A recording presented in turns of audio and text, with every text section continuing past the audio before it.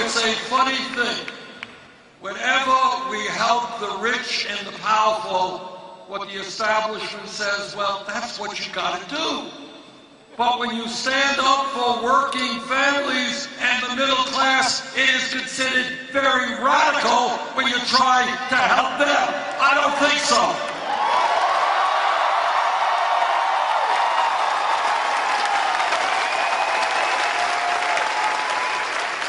This campaign is listening to women.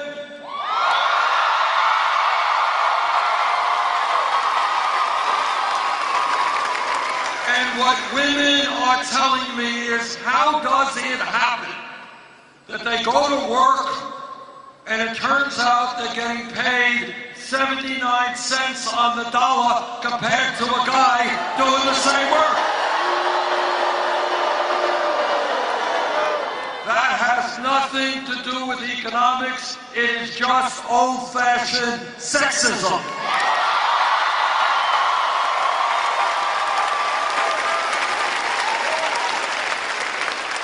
And I know that every man in this room will stand with the women in the fight for pay equity.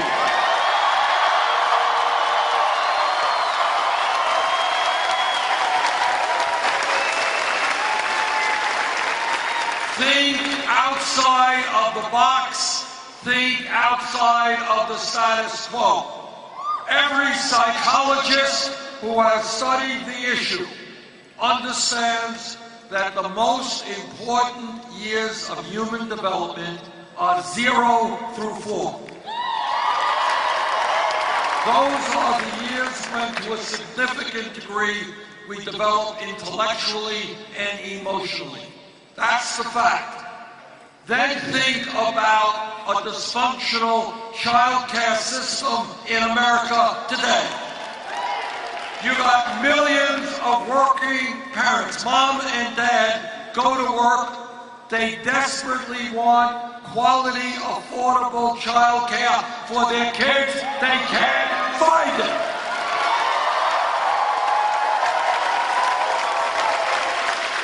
We can create millions of good-paying jobs, making sure that the youngest Americans get the child care that they deserve.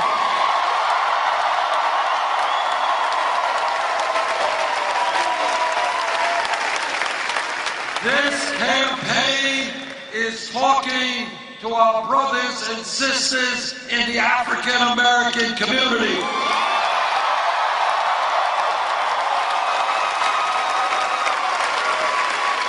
And they are tired, and I am tired of seeing unarmed African Americans being shot.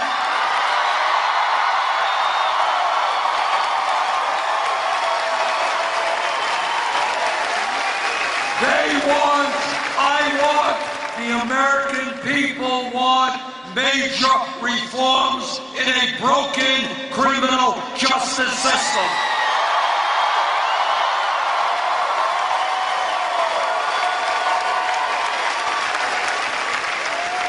I am a former mayor. I've worked with police departments in my city and all over my state and all over this country. Most police officers are honest, hardworking, and do very, very difficult work. It is not easy to be a police officer today, and that's a fact.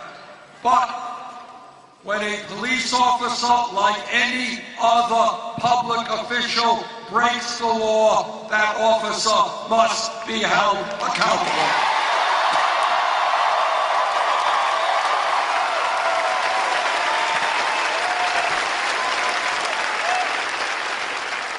We have got to demilitarize local police departments.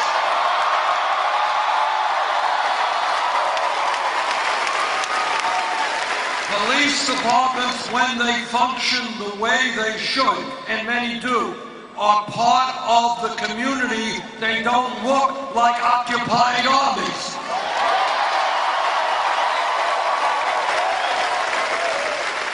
have got to make police departments look like the diversity of the communities they are serving.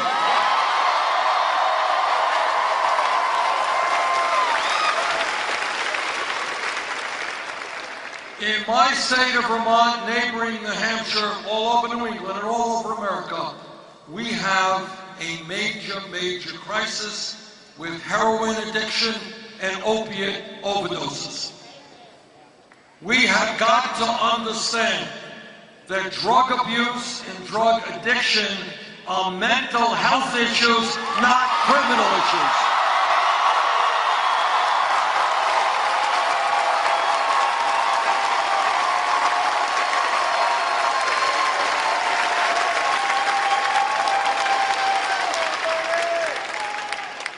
When we talk about reforming criminal justice, we also have to take a very hard look at our broken system of mental health in this country.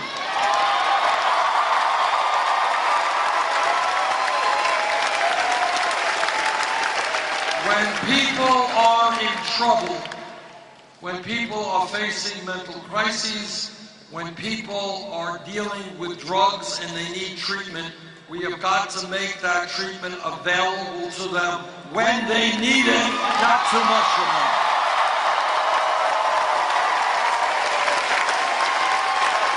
And we've got to take another look at the so-called war on drugs.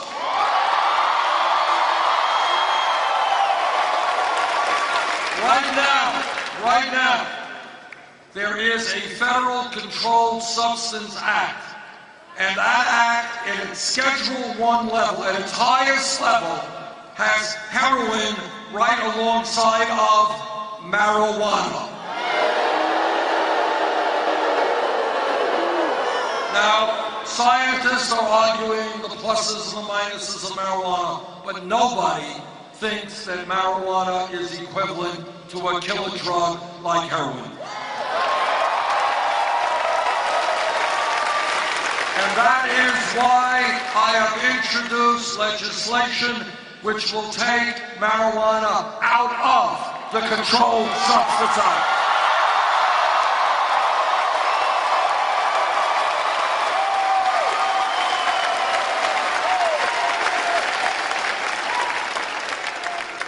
This campaign is listening to our brothers and sisters in the Latino community.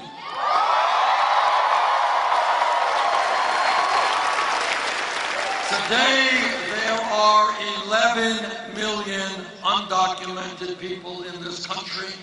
Many of them are being exploited. All of them are living in fear.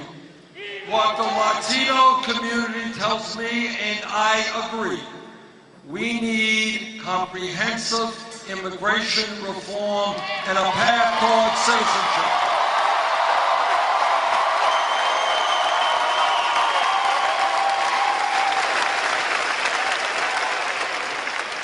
This campaign is listening to a people who have been exploited and abused for centuries, and that is the Native American community, First Americans.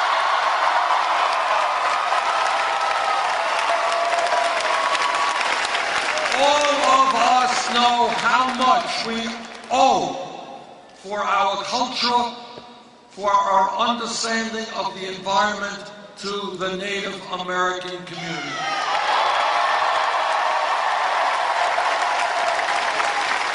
And yet for hundreds of years, they have been lied to, treaties have been broken, promises have not been kept. If I'm elected president, that will change.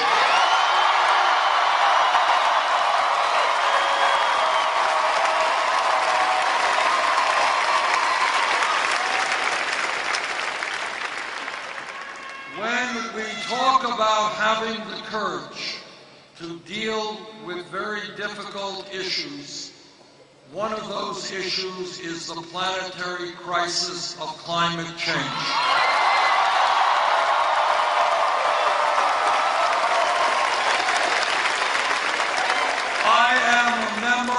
the Senate Committee on the Environment, I have talked to scientists throughout our country and throughout the world. And what they say in almost a unanimous voice is that climate change is real, climate change is caused by human activity, climate change is already doing devastating harm to our country and the entire world. And listen, this is what they also say. What they say is if we do not get our act together in the very near future, a terrible situation will become irreparably worse.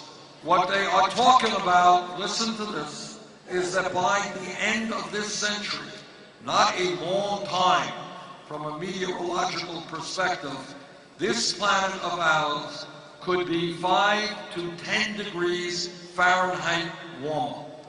That is an unbelievable increase in the Earth's temperature. And what that will mean is more severe drought, more floods, more extreme weather disturbances, more rising sea levels and the flooding of coastal regions throughout the world, more acidification and destruction of the oceans and all that that means. And what it will also mean is more international conflict because people throughout the world will be fighting for limited natural resources.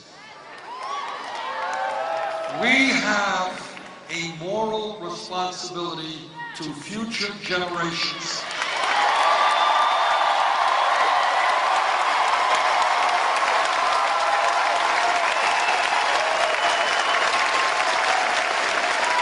We have a moral responsibility to have the courage to stand up to the fossil fuel industry and to tell them that their short-term profits are not more important than the future of this planet.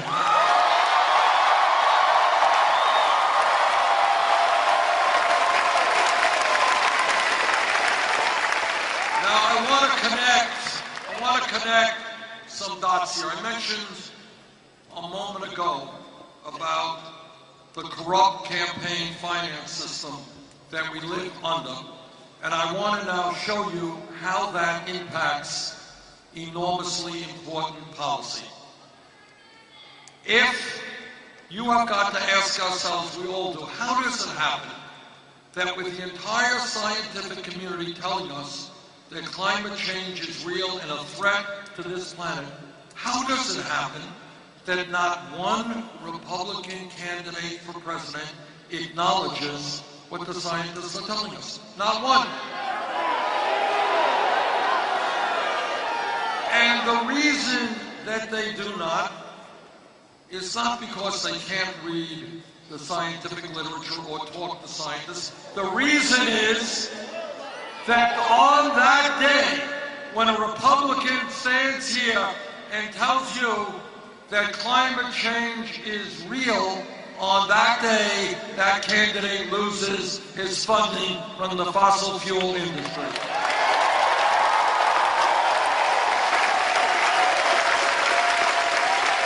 How pathetic is that?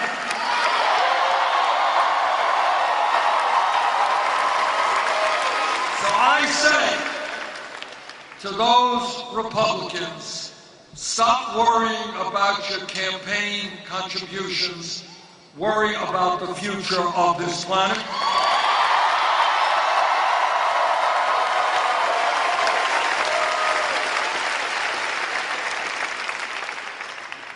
A couple of weeks ago, I was in Flint, Michigan.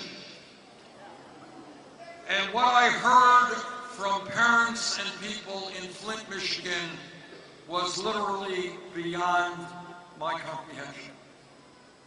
I could not believe that I was hearing from people in the United States of America, the wealthiest country in the history of the world, who were telling me that their children were being poisoned by lead